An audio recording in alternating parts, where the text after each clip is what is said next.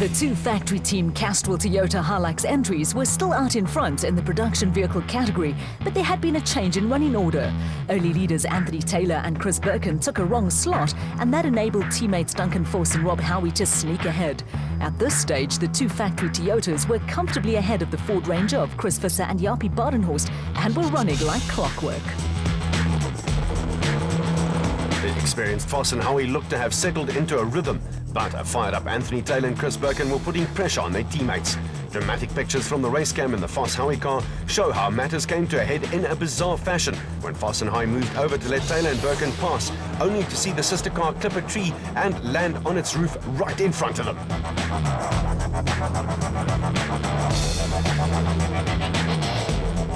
Neither Anthony Taylor nor Chris Birkin were hurt, but the Team Castrol Toyota was temporarily order combat. Fortunately for Taylor and Birkin, help in the form of Force and Howie was close at hand. After a little maneuvering and with Howie directing operations, a tow rope was attached to the Taylor-Birkin car, which was then pulled back onto its wheels. Such was the lead the two Toyotas had established early on in the day that no other car went past while they were sorting out their problem.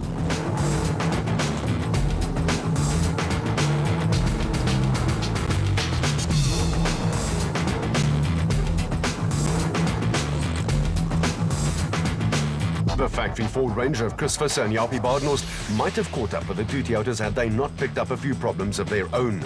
They were first slowed by a puncture and then began to experience power steering problems too. The Team Ford pair picked up a place on the road when they went past the Motorrad Revo of Evan Hutchison and Dani Stassen, but at this stage, Visser and Badenhorst were still third in the production vehicle category behind the two lead Team Castrol Toyotas. Special Vehicle Championship joint leaders Cully and Quinton Silwald had maintained a steady pace throughout the morning in the Elegant Fuel Bat.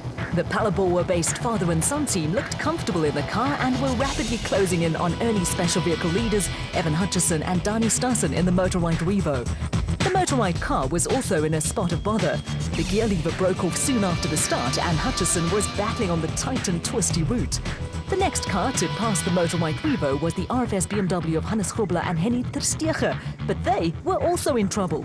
For the veteran crew, there was to be no repeat of last year's fairy tale triumph that sparked celebrations across the width and breadth of Botswana.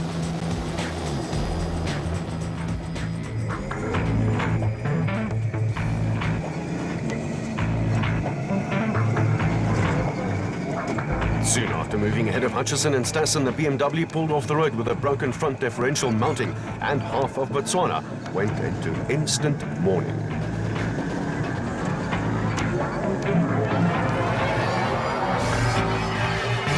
Much to the relief of crews, the final section of the route back to the designated service park and compulsory 15-minute stop at Kumakwane opened out slightly. Right at the end, crews rejoined the route used for the Donaldson prologue.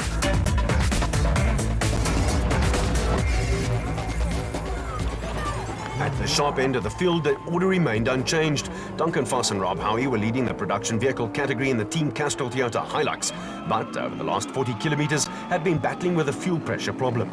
Cully and Quinton Silwald had moved into the special vehicle lead in the Elegant Fuel Bat and were followed by Anthony Taylor and Chris Birkin in a Castrol Toyota Hilux that was looking a little battered and bruised.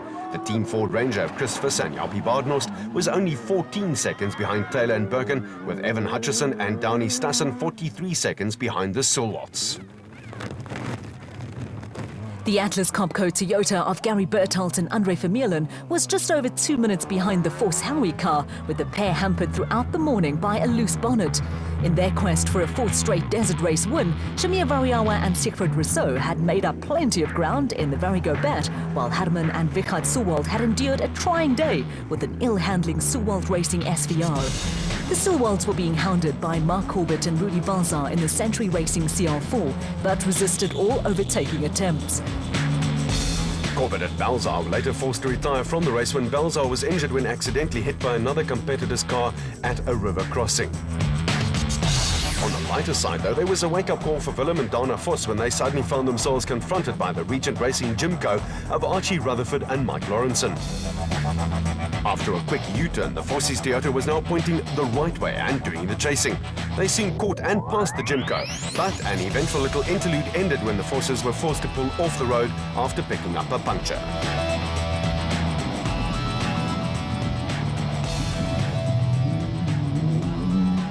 With early Class P leaders Don Thompson and Wayne Foster running into problems, Archie Rutherford and Mike Lawrenson had moved into the lead in Class P in the Regent Racing Jimco.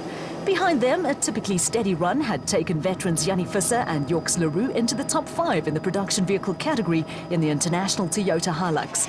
Also moving up through the field was former Class P champions Johan van Staden and James Rousseau in the Atlas Copco Bet, with the pair now running just ahead of the ever-spectacular Jimmy Zahos and Stefan Kutsia in the Cobalt Racing Porter.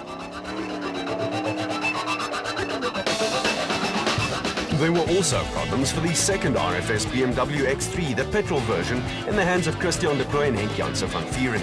A bent rear prop shaft left them with two-wheel drive, and they lost around 20 minutes when they got stuck in a muddy patch of the route. Consistency is a Terence Marsh trademark, and the Regent Racing team leader and George Smallberger were going along steadily in the second Regent Racing Nissan Navara. Also going along steadily and lying second in Class P were Desert Race rookie Richard Fuller and former winner Jeff Minott. There was another workmanlike performance from Steve Parker and Andrew van Sale in the Cesarani Plastics Jimco, and the pair had yet to get out of the car. Matters were not going as smoothly for Limpopo crew Naeem Musaji and Rehan Bodanya, who was recently diagnosed as a diabetic. Bodanya was feeling ill, and after the DSP stop, Musaji continued the race on his own in the Maxxis Tyre Rack Porter. The White Star Racing Bat of Botswana resident Keith du Toit and Lesotho's Ashley Thorne had run out of brakes, and a little low flying gave a band of local supporters something to cheer about. Botswana crew Osman Sadiq and Kasim Dana were a little less spectacular, but were running strongly in a Nissan Navara.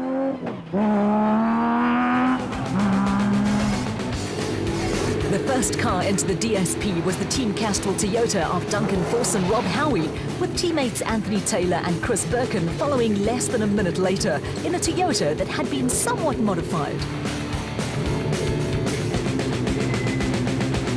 Yeah, no, it's been pretty tough, eh? We got lost once and Duncan came past, and then after about 15 k's riding behind him, I caught him again and called for him to let us pass, and he moved over, but it was in a tight corner and I didn't want to understeer into it. And I went quite tight and I clipped the tree and I put it onto its roof. Fortunately, he was there to pull me over, but yeah, it was a bit unfortunate. So yeah, still going all right. I believe Duncan's got a couple of issues. We'll see now what happens in the next week. It's a wrong race. The problem is the moment there's so many guys that make mistakes and getting lost that every corner you're finding guys, but we're passing them as fast as we can because we had a problem with the bonnet. As we went out here, the bonnet came loose. So we fell about 5 places. But from there on, we're following each other. We went past Hannes. I think we're lying third over all of the backies at the moment. But it's a war out there. The guys are driving flat out there. The road is so closed that it's just ripping pieces off the car as you are going, and it's hard work at the moment. Yeah, I'm battling. I've got something wrong at the back. I think the toe-in is too much, and I battle to keep the car in a straight line. So we all over the show, and it's really, really tough. I must say it's not easy. So hopefully we can change a bit on the rear tonight, and hopefully it will be better tomorrow. But for now, it's a tough day. Going nice, no problems yet. We are passing a lot of guys, and it's also tight, so we're just taking it at our pace, and we'll see where we finish today. Front brakes, we don't have any front brakes, but the route is very tight, and our screamer is not working, so we had to get the guys to give them a chance to pass us, but due to no brakes in front, so we had to slow down a bit. Yeah, I think we've broken a diff mounting on the front, and I don't think it's going to be quick to fix, so I think we're going to call it a day, but hopefully the guys will fix it tonight or after Christian's left, and we'll rejoin tomorrow again. It's rough out there, very twisty. Very, very twisty, but that's a desert for you. There were only 3 production vehicles in the top 10 at the DSP, with less than 10 minutes covering the first 10 cars on the road. Among the special vehicles, only 1 Class P entry was running in the top 10.